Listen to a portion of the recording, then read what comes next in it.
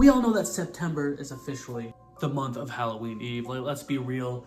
I am blessed to live in a time where Halloween is becoming more accepted. I feel like for the longest time it was very underrated, you know? But in this specific video, I want to take some time to talk about a specific movie that I feel like is the perfect introduction into the fall spirit. You see some like spooky stuff at Walmart and Target and you get all chilled. You see the Halloween candy already. I feel like when you get that chill in the air for Christmas, you can dive right in and pick your favorite Christmas classic and it's no big fuss. But Halloween is really fun to ease into it, and I have the perfect movie at hand that I want to talk about specifically that I feel like will really kind of set the tone and get you in the mood for Halloween because it's scary, dark, but fun at the same time. That's right. We're talking about 2019 Haunt, a movie that I was genuinely surprised with kind of a cliche premise. I really feel like this one was dark, twisted, and disturbing. What up, y'all? Welcome back to Phantom of the Indie Review. I'm your host. Don't trust Mitch. Dill. That's not a spoiler. It might be. Have you seen this movie? Comment down below. Anyhow, we're on the journey of 4,000 subscribers, I believe. 5? I might have been saying this wrong in the last few videos. We're on the journey to 5,000 subscribers. I want to get 10 by Halloween. I want to get 10K by Halloween. That's the goal. Could you blame a guy? Here at the Drip Fed Dread, we talk about the spookiest stuff. Chucky, that's my homie. Like, we dap it up sometimes. Sometimes he cusses me out. We like talking about spooky stuff, having a good time. I'm the ultimate troll. I'm the ultimate player of horror. I'm the ultimate everything you know about spooky shit. That's me. If any of that sounds interesting to you, come hang out with me. Give me a shout.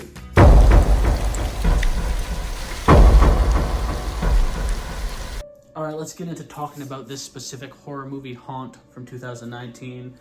That's right, motherfuckers. Haunt. Oh, this movie just sends shivers down my spine. But real talk, this movie is set during the witching hour, Halloween. And somewhere in Illinois, look at those beautiful pumpkins. And it centers around Harper, our main protagonist, who is going through some trauma. Her boyfriend's being a little douchebag, a little douche canoe. And she's shaken up, you know, she's triggered. Look at that beautiful picture. Guy doesn't look like a douche, that's a nice truck. And her friends are like, yo, let's go out and have a night on the town, it's Halloween, YOLO. And she's like, alright, I'm a Texas man, get bent, like, say la vie, type shit. And, you know, she really is trying to focus on having a better time.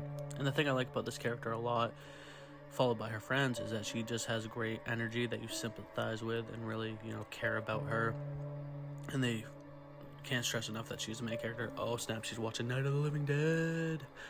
Is that a foreshadow? Probably not at all. That movie is fucking public domain. But anyway, they're chilling. They're at the club and they're all like, Halloween horrors or something like that. Like, Halloween. Fucking something crazy. And Nathan's just chilling there like a Batman pajama when he's all like locked in. He's like waving down Harper. He's like, yo, shorty, what it do? What it do, boo thing? And she's like, me? And he's like, yeah.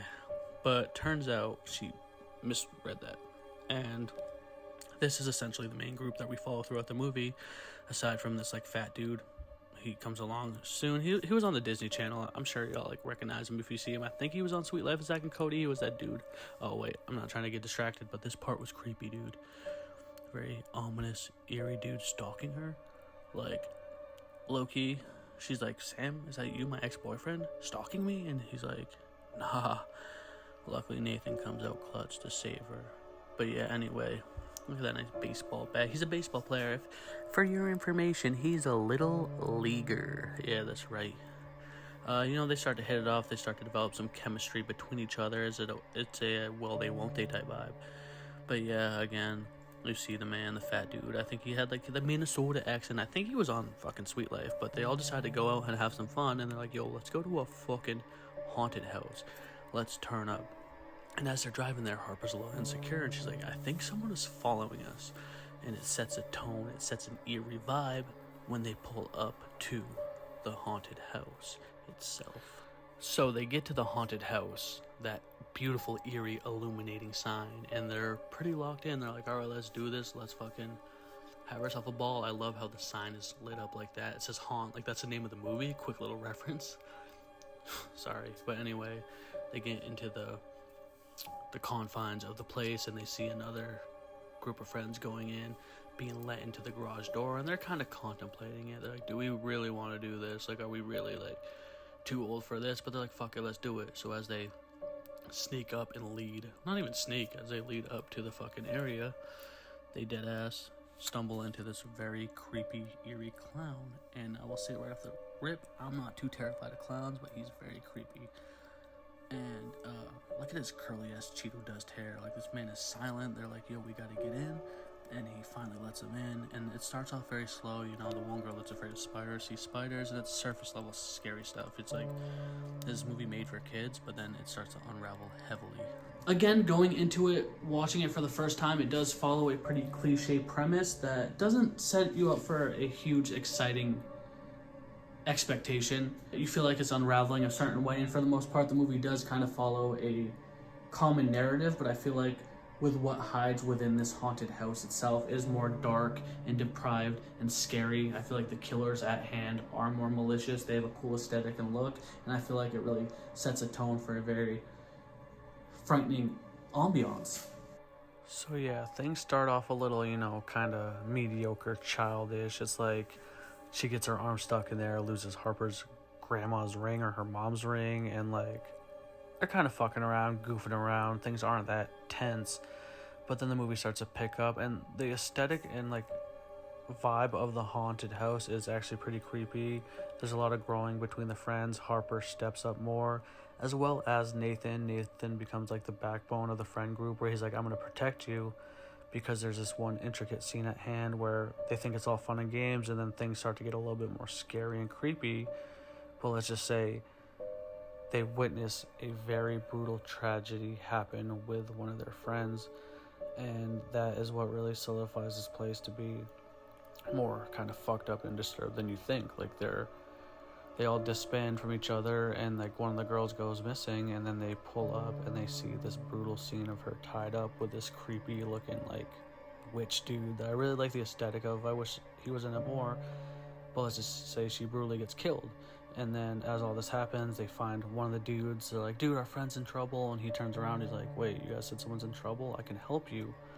And this is Mitch. This is the Mitch dude I'm referring to at the beginning of the video, and he's like really kind and genuine, and you kind of let your guard down. You're like, bro, this dude straight up sounds genuine, authentic, and he's trying to help, but you know, the dude from Sweet Life of Zack and Cody, he ain't having it. He's like, bro, our friend's dead. And he's like, nah, dude, she's probably outside chilling. She's probably picking back being bull. And he's like, you don't say shit about her picking back being bull. I know all about picking back being bull, and I don't fuck with you, Mitch.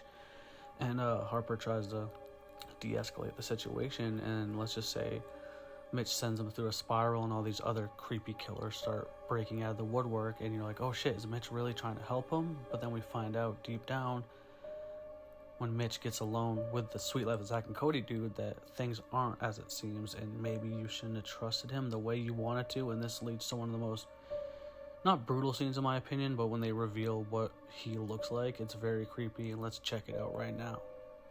Yeah, he takes off his mask, kills the dude, and has this haunting, eerie fucking face. It's like a mixture of a pumpkin, an alien, a clown, and it's quite disturbing, especially with like the match of his voice. Like, I did not expect that, and it gave me chills. That's what I'm saying, dude. That's why you can't trust Mitch. This guy's a fucking piece of shit. He's shady, and like the thing I like about him the most is that he has the most creepy, freaky look of them all, with that like chill demeanor and like almost that part of him that you want to trust and relate to, but then you see his face and you're like, hey, I know you can't judge a book by its cover, but I feel like that one really was freaky. Get fucked, Mitch! And one thing I do genuinely like about the movie is all the masks that they wear when they unmask and show their true deformed figures. It embodies that look for the clown or for the devil, which kind of made no sense to me with Mitch, because I was like, straight up, I don't actually understand, because he looked like a pumpkin to me, and his mask was more ghostly. I don't know. So we finally get to a point where Harper is alone now. A lot of them disbanded, a lot of them are picked off, some brutality happened, and she's in this room that's kind of set up like a puzzle, and it's the exit, and she has to solve this little riddle, this little escape room to finally escape. You know, she kills one of the main villains as it is. I'm trying not to spoil too much for everything, because I want y'all to watch this. And she goes under the bed for the final little piece, and she has to unlock this thing. She follows a bunch of different complex narratives to get to this point, and it's like, you're like, please Harper, get out of there, we love you. And as she gets to this final part, let's just say one of these brutal killers catches up to her, and this is where the fear sets in. Your stomach drops. You're like, oh shit, like look how he kicks down that door. It builds a lot of tension and fear, and it's just like, oh my goodness, it's very freaky, it's very scary, it's very haunting. But yeah, I just think it's so funny. She's like hiding under the bed, and it's like, what if this dude walked in and he was like, just followed all the directions and instructions that she did? He's like, look here, look here. I don't know, like, that'd be funny. So she finally locks in. They keep showing these like flashbacks of trauma she dealt with as a kid, which I feel like wasn't explained that much, but maybe that's on me. And you know, it really rounds her character back together, and as the creepy devil dude comes up, she finds the strength deep down to be the main protagonist she needs to be, and before he can strike, she gets her revenge. And remember when I said she broke up with her boyfriend at the beginning? He was the one stalking her, and let's just say it all ties together where he comes looking for her. And at the time I thought it was really funny because it's like he comes this way to help her and try to hunt her down just to like instantly brutally be killed, and you're like, dude, like he did nothing to advance the plot, and that was kind of disturbing. But as all this happens, Nathan and Harper, the final survivors, escape, and they try to flee, not before, you know, Nathan gets his final act of vengeance. He's like, you know what, I'm about to lock in and I'm about to right my wrong, dude. Like, I'm about to get my redemption too, because all my friends got killed too. And he brings out the famous baseball bat that he had, that he put in the trunk at the beginning of the movie. And you're like, oh yeah, he gets to use it. He gets popped first. But, you know, they do that, and then not all the killers get killed, so they set a fire to the whole, you know, haunt house, and you think that they get away scot-free, the ones that survived. But, you know, Harper and Nathan, they run off into the woods, and then straight up, we see that her boyfriend's car was left right there, and then you're like, okay, I guess him leaving his car in the middle of the road did advance the plot a little bit, and I guess I can forgive that much. But all around, I feel like it's a very good movie. It's a very fun movie to introduce yourself into the spooky season, kind of dip your toes in, get freaked out, have a good time, a good laugh, watch it with your friends. It's a generic premise with a very intricate story told right. I feel like a lot of times people are like, oh, this reminds me of that movie or this one, but if you have your own idea to bring to the table, that's really beneficial. So alright guys, thank you so much for watching. Please subscribe, give me a thumber, hit that ding-a-ling button, or after you telling you hates me, I'm here and I'm gonna say it one time for the one time and two times for the host. Give me a hell yeah for what? A hell yeah for horror. Let me get something. So for some reason, parents just fucking forget their kids, and their souls get trapped in the basement, and it's very vague and eerie, but it gets the point across. And then, you know, the parents get home and they're like, lady, who are you? She's like, I'm your daughter, please don't do this to me.